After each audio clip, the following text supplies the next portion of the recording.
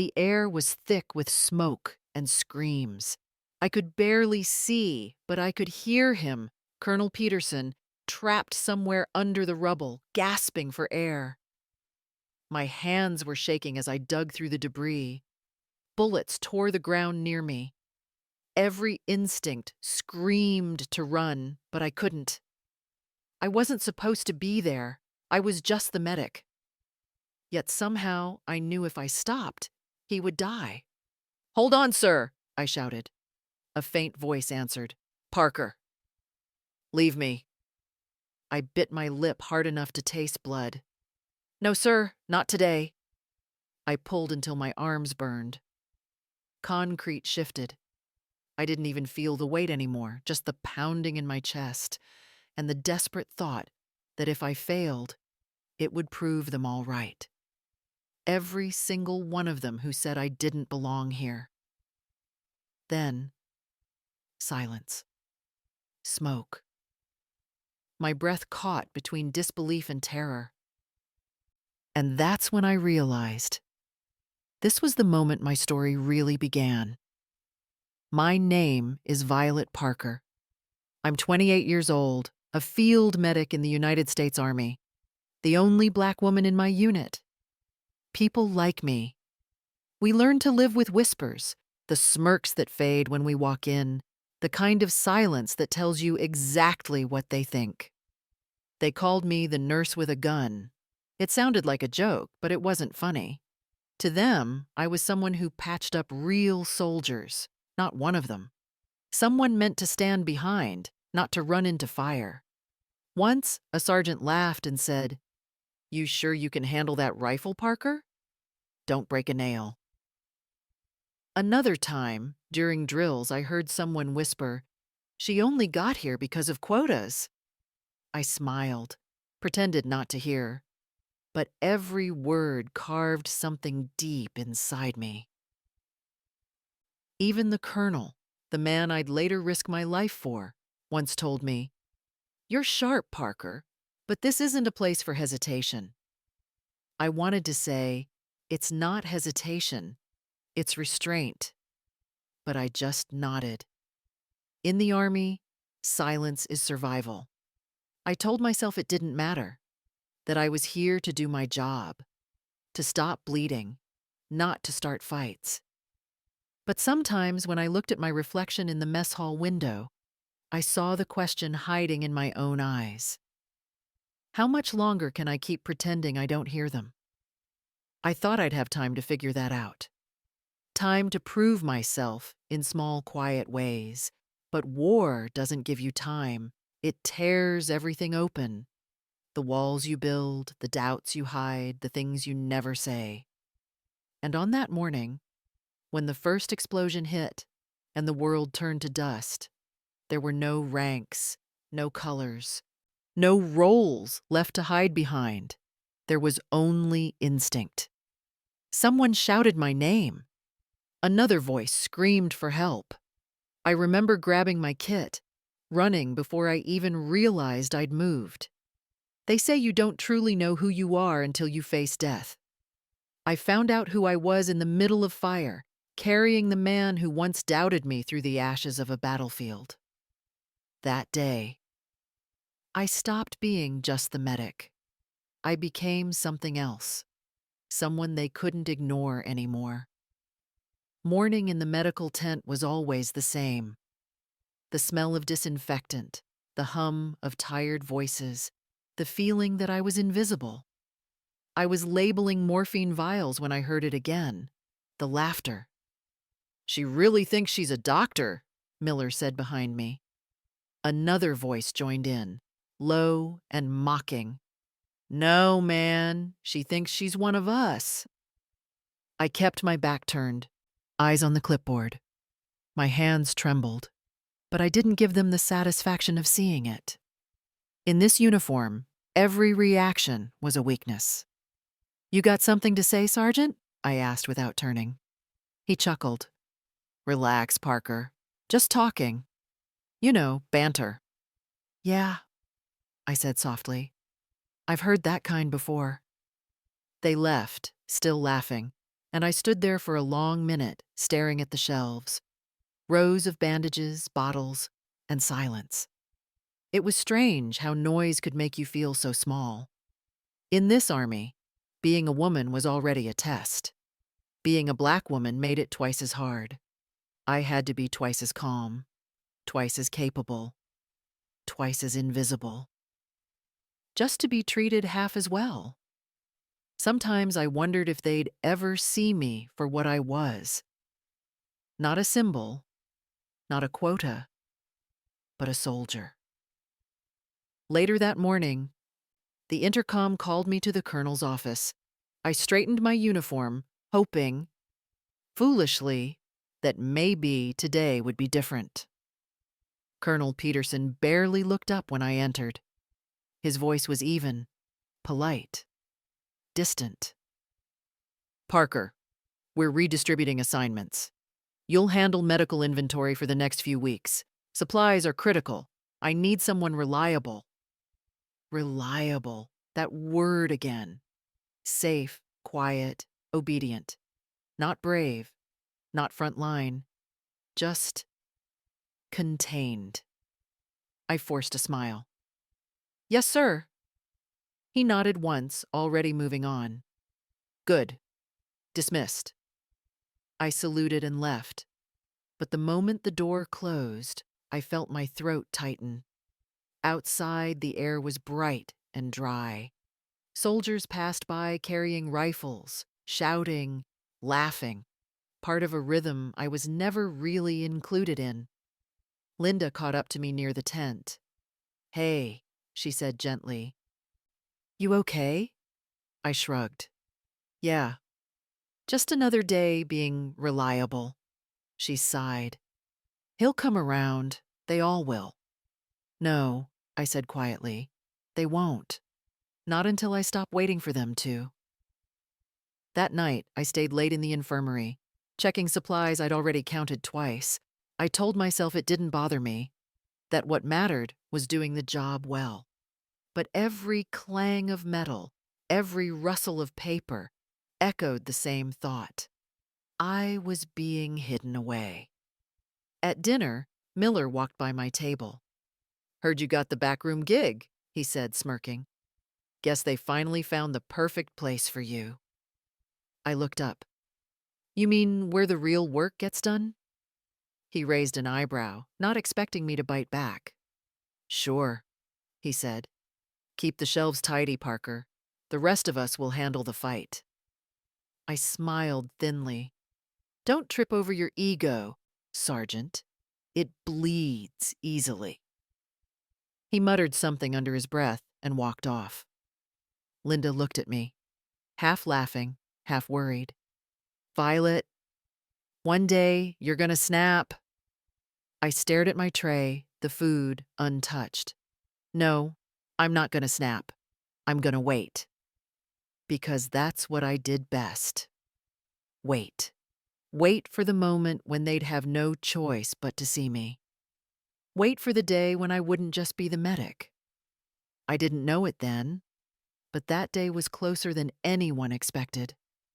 And when it came, it would arrive with the sound of thunder, the kind that shakes the earth and silences every doubt.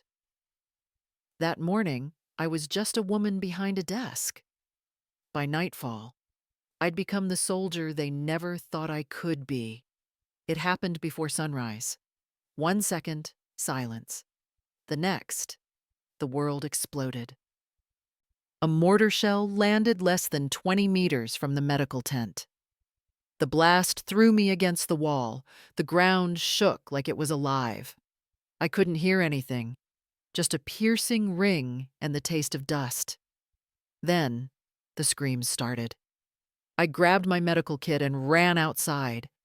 Smoke, fire, chaos everywhere. Bodies on the ground, men shouting, gunfire tearing through the air. "Medic! Over here!" someone yelled. I dropped beside a soldier clutching his stomach. Blood poured through his fingers. I pressed down hard. "Stay with me, soldier. Look at me." He tried to speak. I injected morphine before he could finish. Another explosion. I covered him with my body until the shaking stopped. When I looked up, the world was unrecognizable. Sandbags ripped open, tents burning, people running without direction. I moved to the next one, then another. No time to think. Just patch, press, tie, move.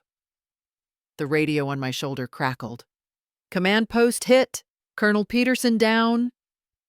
Structure collapse. I froze. The words barely sank in. Repeat, I said, grabbing the mic. Is he alive? Static. Then a voice, faint and broken. No movement inside. No way in. No way in. I looked around. Everyone was focused on surviving. No one was going for him. The command post was across open ground through heavy fire. No orders were coming. No plan. Just silence. I felt my heartbeat rise, fast, uneven, angry. Linda grabbed my arm. Violet, don't even think about it. I have to. You'll never make it. I can't just stand here. She shook her head. You're not supposed to. I pulled away. I know what I'm supposed to be. I ran. Every step felt heavier than the last. Dust filled my lungs. I dove behind a jeep as bullets tore through the air. The sky turned orange. The smell of gunpowder burned my throat. Ahead, I saw movement, a figure dragging himself along the dirt. It was Tommy, the young private. His face was covered in blood. Doc, he whispered. I can't move my leg. I knelt beside him. You're gonna be okay. I'll send help back for you. He shook his head. Don't go. It's suicide. I gave him the smallest smile I could manage. Someone has to. I wrapped a tourniquet around his thigh, whispered, Hold on, then kept moving. The command post looked like a tomb. Steel twisted, walls gone. I crawled inside through a gap, coughing from the dust. Colonel, I shouted. No answer. Only the crackle of fire. Then faintly, under the rubble, Here. Can't move. My pulse spiked. Hold on, sir. I'm coming. I dug through concrete with bleeding hands, found his arm, cold and shaking. His leg was trapped under a beam, blood soaked through his uniform. Stay with me, I said, forcing my voice steady. He tried to lift his head. Parker, leave me. That's an order. I almost laughed through the tears. No, sir. You're stuck with me. I pushed against the beam. Nothing. Again. It didn't move. My arms screamed. My back felt like it might snap. I screamed back, Come on! It shifted, just enough. I dragged him free, fell beside him, gasping. His breathing was shallow, but he was alive. You're okay, I whispered. You're fine. He opened his eyes, barely conscious. Why would you come back for me? I met his gaze. Because no one else did. Another explosion shook the ground, closer this time. I grabbed my kit, pressed gauze against his wound, tied it tight. My heart was racing, but the fear was gone, replaced by something else. Something sharp, burning, unstoppable. They said I wasn't meant to be here, that I wasn't strong enough, not brave enough. But right then, there was no one braver than me. I looked toward the fire and smoke outside, the distance between us and the medical post. I took one deep breath. Then I lifted the colonel onto my shoulders and started walking. I held my medical bag close and ran through the smoke. The warehouse was burning, the air thick with ash. Bullets sliced through the air like angry whispers. every sound felt too close, too loud. I crouched behind a wall, catching my breath. My heart hammered against my ribs. There was no clear path, only fire, debris, and chaos. I told myself, one step at a time, Violet. Just keep moving. Then I saw them. 3 soldiers lying near a wrecked jeep. One groaned for help, another didn't move at all. And Tommy. Tommy was still alive, barely. Blood ran down his forehead, soaking his collar. I dropped beside him. "Tommy, can you hear me?" He blinked slowly, his voice slurred. "Doc, can't feel my hands." "Don't move," I said, holding his head still. "Just breathe." His pulse was weak. I tore a strip from my sleeve, wrapped it around his wound, and pressed hard. His eyes fluttered open again. "You'll be okay," I whispered. "But I have to go. The colonel's trapped." He tried to shake his head. "You'll get killed." I smiled faintly. "Then you'd better keep that promise to buy me coffee when I get back." He gave a tired grin, then coughed. I squeezed his shoulder. "I'll come back for you, Tommy. I swear." Leaving him behind felt like tearing something out of my chest. But I had no choice. If I didn't move, more people would die. Maybe everyone. I pushed forward, crawling through rubble. My knees scraped against concrete, my hands trembling from exhaustion and fear. Each breath burned like smoke and sand. Another explosion hit nearby, throwing me to the ground. My ears rang. For a second, I wanted to stop. Just stop. But I couldn't. The colonel was out there. I could still hear his voice in my head, the way he'd once said I wasn't built for the front line. Not built for it, I thought. Watch me. I climbed over a wall of debris, crouching low under twisted beams. The world was gray, dust, fire, and the metallic taste of fear. My eyes stung. My legs shook. Still, I kept moving. A soldier shouted from behind a burnt-out truck. "Parker, where the hell are you going?" "To the command post." He stared at me like I'd lost my mind. "It's gone. You'll never make it." "Maybe," I said, "but someone has to try." He didn't answer. I didn't wait. The closer I got, the quieter everything became. Just the distant rattle of gunfire and the crackle of burning tents. I crawled beneath a collapsed metal frame, dragging my bag with me. My breath came out in short gasps. Then, a sound. Faint. Muffled. Human. "Help!" I froze. My pulse leapt. "Colonel?" I shouted. A voice answered, weak and broken. "Here. Can't move." I ran toward the sound, falling to my knees beside a pile of concrete slabs. I could see part of his arm sticking out. He was bleeding badly, pinned under steel. "Hang on, sir," I said, grabbing the debris. He groaned, eyes half open. "Parker, leave me." I almost laughed. "No, sir. You're not getting rid of me that easy." I pushed with everything I had. The beam didn't move. My muscles screamed. I pushed again. Nothing. "Come on," I whispered through clenched teeth. "Don't you dare die on me." One more shove. It shifted slightly. Enough for me to drag him free. He collapsed against me, barely breathing. I tore open my bag, pressed bandages to his side.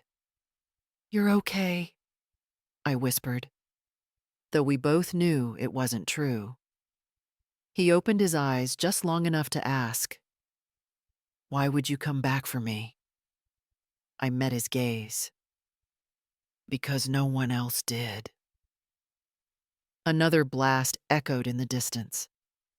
The ground trembled, dust falling from above. I looked toward the smoke, the way back to safety, and took a deep breath. This was it. No more waiting. No more proving myself. Just survival. I gripped his arm tighter. We're getting out of here, sir. Both of us. And even as my body shook, I believed it. When I reached the command post, it was almost gone. A broken skeleton of steel and dust. The air was thick with smoke, the kind that burned your throat and made every breath a punishment. Then I saw him, Colonel Peterson. A beam of twisted metal pinned him down. His uniform was soaked in blood, his face pale, lips cracked. He wasn't moving. For a second, I thought I was too late. Sir, Colonel, can you hear me? No answer. Just the faint rise and fall of his chest. He was still alive. Barely. I dropped my bag, grabbed the crowbar lying near the wreckage, and jammed it under the beam. My arms screamed from the strain. Sweat and ash dripped down my face. The steel didn't move. Come on, I grunted, pushing harder. Don't do this to me now. The sound of metal groaning filled the air, sharp, alive, dangerous. Every creak felt like a countdown to something collapsing. My hands slipped, skin tearing against the heat of the bar. Parker, his voice was barely a whisper. Leave me. I froze. He was awake, eyes unfocused, body trembling. That's an order, he rasped. I looked down at him and laughed softly, breathless. No, sir. That's the one order I'm not taking. I repositioned the bar, braced my foot, and shoved again. My shoulders felt like they'd rip apart. But then, finally, the beam shifted. Just an inch, then two. I dropped the bar, grabbed his arms, and pulled with everything I had. The metal scraped free. I fell backward, dragging him onto the ground beside me. My ears rang from the effort, my chest burning like fire. He was heavy, way heavier than I'd imagined. Maybe 180 pounds, maybe more. My own body barely half that. But I didn't care. I pressed a bandage against his wound, checked his pulse. Weak, but there. Stay with me, I said. You're gonna make it, Colonel. His eyes fluttered open. Why'd you come? I smiled faintly, because no one else did. He tried to speak again, but his voice broke into a cough. I took it as a sign. He was alive enough to argue. I looked around. No help in sight. The camp was still under fire. The radio was dead. It was just him and me. I tied two belts together, looping them under his arms. Then I took off my jacket, used the sleeves as straps. It wasn't a stretcher, but it would hold. All right, I muttered. You're not dying here, sir. I crouched, pulled him onto my back. The weight crushed the air out of my lungs. My legs nearly buckled. For a moment, I thought I couldn't do it. But then I heard the sound of bullets snapping nearby, and somehow I stood. Each step felt like carrying the whole world. My boots sank into sand and ash. The heat bit into my skin. I couldn't tell if the pounding in my ears was from explosions or my heartbeat. Behind me, the ruins moaned, beams shifting, collapsing. I didn't look back. Hold on, I whispered over my shoulder. We're almost there. He groaned faintly. You'll never make it. I smiled, though my vision blurred. I've been hearing that all my life. Halfway through the open field, a mortar round hit somewhere behind us. The ground lifted. I fell to my knees, the colonel slipping from my back. My hands shook as I tried to lift him again. My whole body was trembling, pain in every joint, blood on my palms. Come on, Violet. Move. I forced myself up, adjusted his weight, and kept going. Step after step, inch after inch. When I finally saw the faint outline of the med tent through the smoke, I almost cried.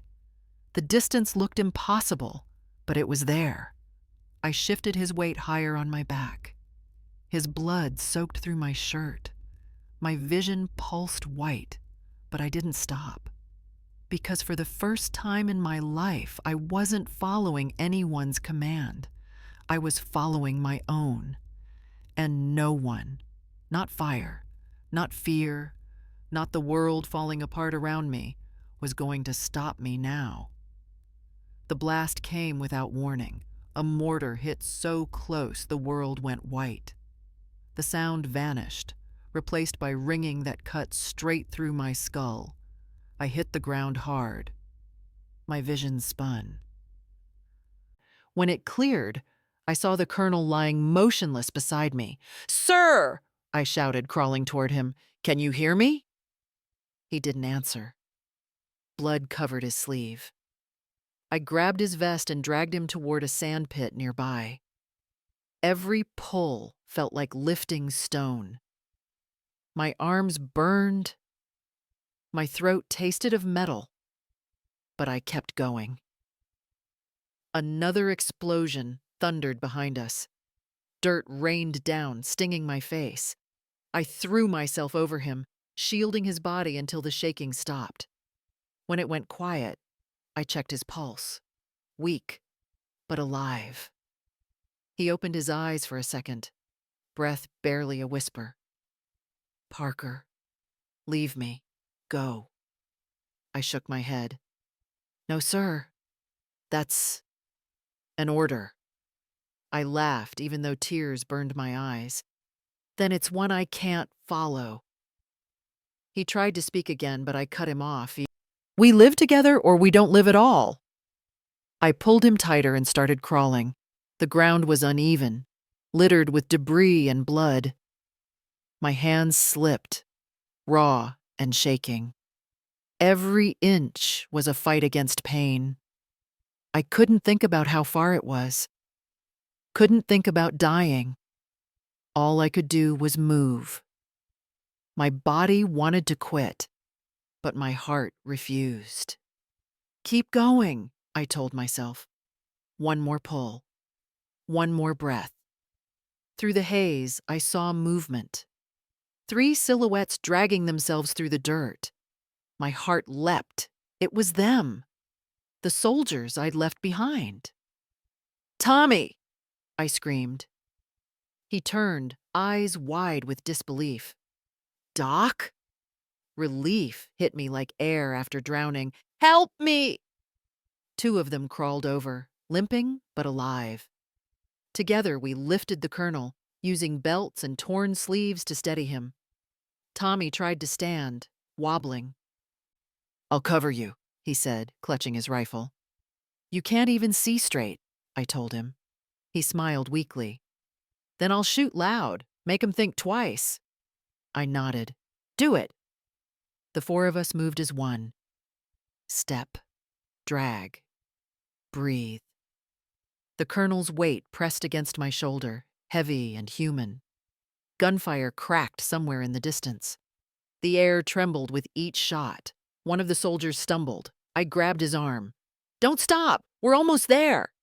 Then, through the smoke, I saw it. A faint white blur waving in the chaos. The med tent. "There!" I yelled. The others looked up. For the first time all day, hope flickered in their eyes. We kept moving, faster now. My legs shook, my vision blurred, but the thought of that white tent pulled me forward. The ground beneath us was hot and broken. Each step felt like it could be the last.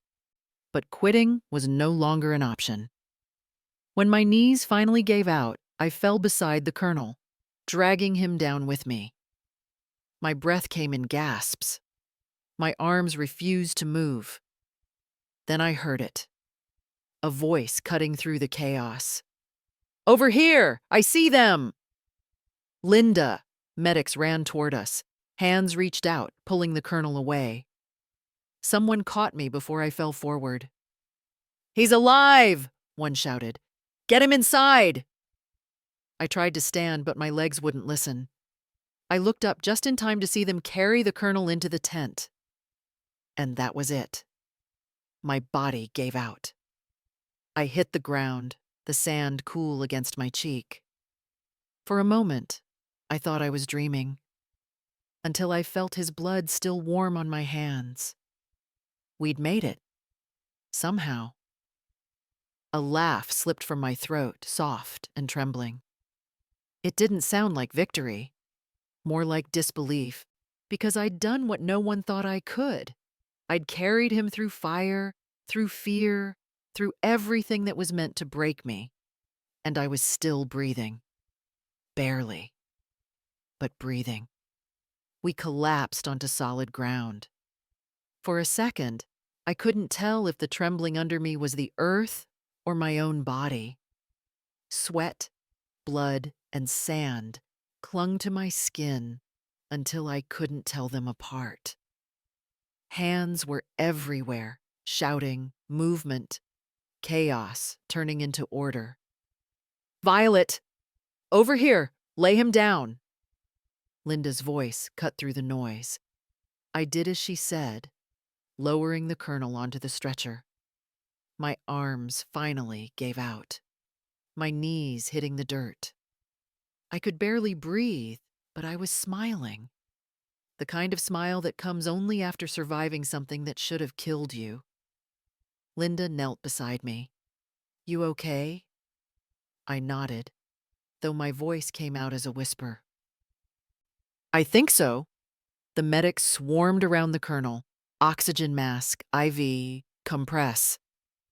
Commanding voices turned into steady rhythm. For the first time all day, I wasn't the one making decisions. I could finally stop. The last thing I saw before everything went dark was Linda shouting orders, and the colonel's hand twitching as they lifted him onto the table. When I woke up, the world was quiet. The light in the tent was dim, warm, the kind of silence that comes only after too much noise. My head throbbed. My uniform was still stained with blood. His and mine. I tried to sit up, but a voice stopped me. "Easy, Parker." Linda appeared beside my cot, her face pale but smiling. "You passed out mid-sentence," she said. "Scared the hell out of us." "Is he—" I started. She smiled wider. "He's alive." I didn't realize I'd been holding my breath until I let it out. My chest loosened for the first time since the attack. Linda leaned closer, lowering her voice. "You should have seen them when they found out it was you who carried him back." I frowned, half dazed. "Them?" "The whole camp," she said. "They're still talking about it." I didn't know what to say. Words felt small. Hours later, when the tent quieted and most of the wounded had been stabilized, someone called my name. "Parker," a medic whispered. "The colonel's awake. He's asking for you." My heart skipped. I stood, legs unsteady, and walked toward the far side of the tent. The flap was half open. Inside, I saw him, pale, bandaged, but alive. Tubes and machines surrounded him like a cage. He turned his head slowly when I stepped closer. His voice was rough. "Who brought me back?" Linda, standing near the monitors, smiled softly. "It was Violet Parker, sir." The tent went still. Even the air seemed to stop moving. I froze by the doorway. For a second, I thought about walking away. Maybe I didn't want to know what came next. Praise, doubt, another lecture about protocol. But then his eyes found mine. He studied me for a long moment, saying nothing. The same man who'd once questioned my place in his unit now looked at me as if seeing me for the first time. Finally, his voice broke the silence. "You disobeyed direct orders." My throat tightened. "Yes, sir." A pause. Then a faint smile. "Good thing you did." The air left my lungs. I didn't know whether to laugh or cry. He extended his hand slightly, weak but steady. I stepped forward, hesitated, then took it. His grip was light, but it carried more weight than any metal ever could. "Thank you," he said quietly. I swallowed hard. "Just doing my job, sir." He shook his head. "No, you did more than that." For the first time in my career, I didn't feel like a medic hidden behind the front lines. I felt like a soldier, a real one. When I stepped back, Linda met my eyes. She didn't need to say anything. I could see it in her smile, the silent pride, the relief. I turned toward the tent's opening. The sky outside had started to clear. Smoke still lingered, but the light broke through it, golden, alive. I stood there, breathing it in. For the first time in days, the air didn't taste like fear. We were alive. And somewhere deep inside, I knew the person who'd walked into that battle wasn't the same one who came out. The story spread faster than I ever imagined. Within days, everyone on base had heard it.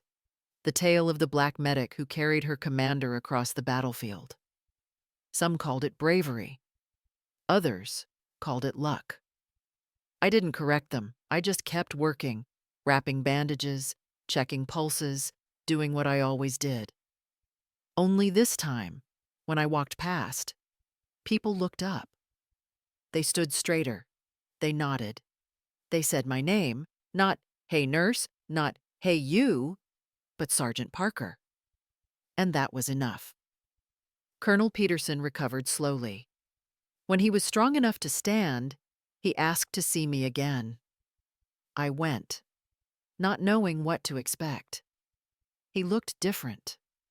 Older somehow, softer. The scar on his shoulder was still fresh. "I put your name forward," he said simply. "For what, sir?" "For the Medal of Honor." I didn't know what to say. My throat went dry. "Sir, I don't need a medal." He smiled faintly. "That's exactly why you deserve one." I left his office that day with my hands still trembling, but not from fear. For the first time, it felt like the weight I'd been carrying, the judgment, the doubt, the quiet looks, had finally started to lift.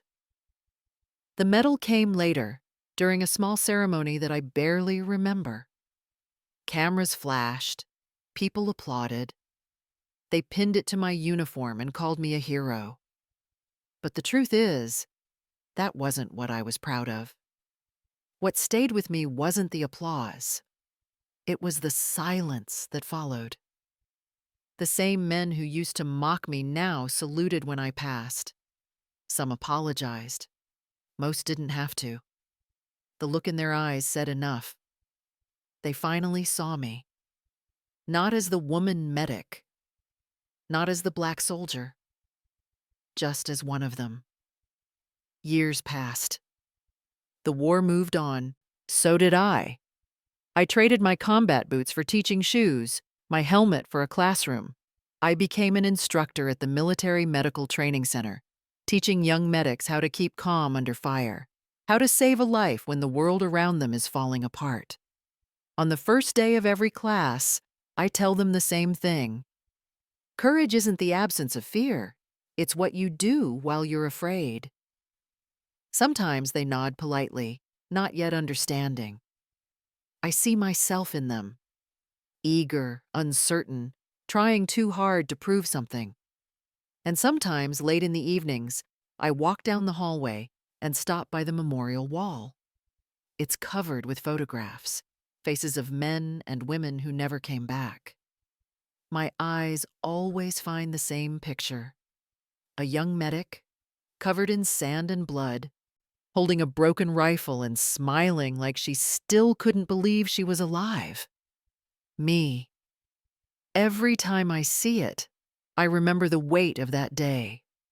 The sound of the mortars, the smell of smoke, the moment the colonel opened his eyes. I remember the fear that tried to crush me and the strength that answered back. They say heroes are born in war. I don't believe that. I think heroes are made in the moments when no one's watching, when you're scared, when you're tired, when no one expects anything of you, and you choose to rise anyway. That's what I tell my students. That's what I want them to carry long after they leave my class. Because one day, when the ground shakes beneath them and the world catches fire, I want them to remember that courage isn't loud. It's quiet. It's steady. And sometimes, it sounds like a whisper in the smoke saying, "Keep moving, soldier. You're not done yet."